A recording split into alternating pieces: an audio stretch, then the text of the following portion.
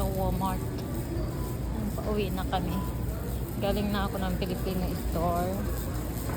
Tapos galing na kami ng Costco. Ayan, ngayon dito naman kami ngayon sa Walmart. Plus na to, uwi na kami. Bumili siya ng ng box ng pusa, yung lalagyan niyang box, yung para pag dalhin niya sa park. May paglalagyan siya. Yun.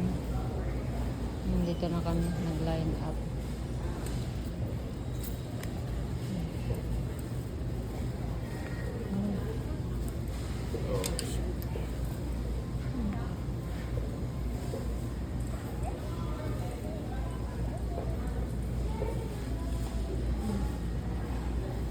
Dito na kami.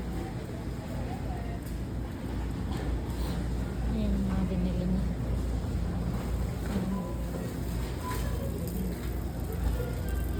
Puro sa pusa, tissue, kandila, pagkain ng pusa, tapos panglagay sa pupuan niya, tapos yun.